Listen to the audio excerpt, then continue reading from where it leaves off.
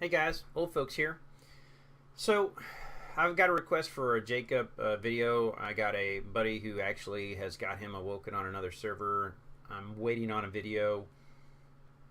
I can't promise I'm going to get it anytime soon, but I wanted to just kind of go over it. You know, Jacob was always one of those guys that you can get from the arena points here. You know, I'm going to go over here, go to my arena shop.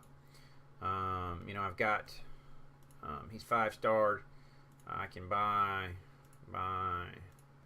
refresh, buy, and I'm going to stop there. I'm slowly picking up Spar. He's coming for a team I want.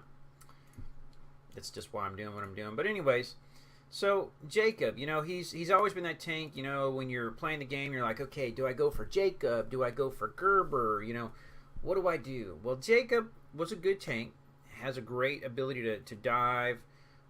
His skills, let's go over them real quick and we'll talk about it.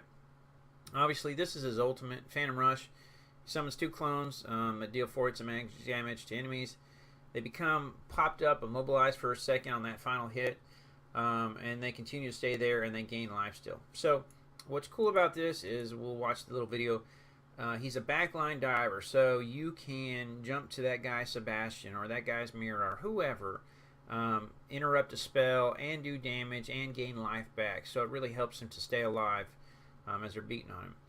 His claw swipe, this is just basically doing damage that are surrounding him, so you can hit more than one guy if they're clumped up close when you're surrounded by all those guys that you just dove on, so you're doing extra damage.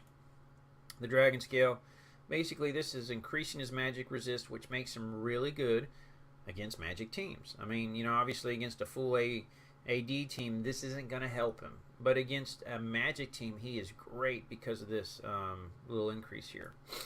Dragon Blood, this turns up his Magic lifesteal, so when he's casting his spells, he's gaining that life back, so that's what makes his ultimate so powerful, and all these other things. Keeps him alive longer, so that's what you want. Now, we've all wanted an Awakening skill. I mean, that's kind of the bread and butter of, is this hero really good in game? You know, if he's not a legendary, what's so special about him that's going to help him down the road? And man, he got an Awakening skill, and it's like suddenly he went from being like he's pretty good to, man, he is up there. He's really a great tank now. So basically, what happens is when his hit points drop below 30%,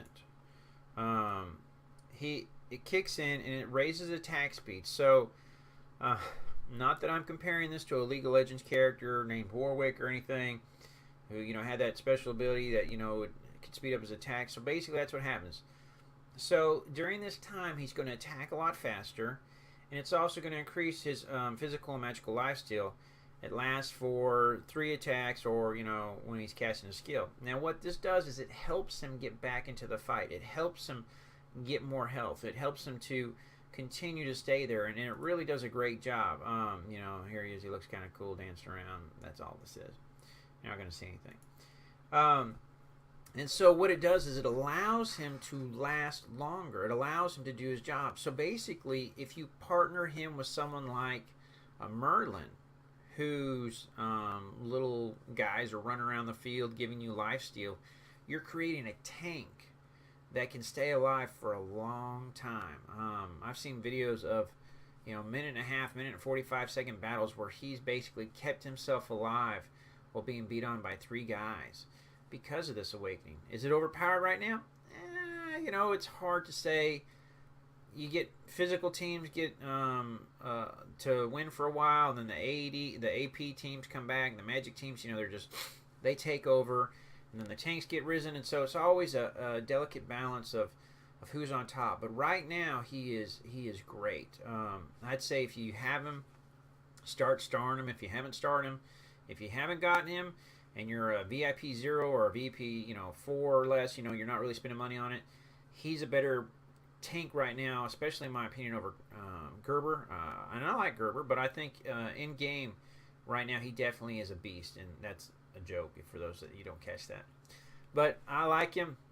I use him, and I think he would serve you well both in the arena as well as in Crystal Dungeons and other areas where you need, especially Crusades, you need to knock up people to interrupt their skills while also being able to withstand what seems to be a constant onslaught of Magic-based teams.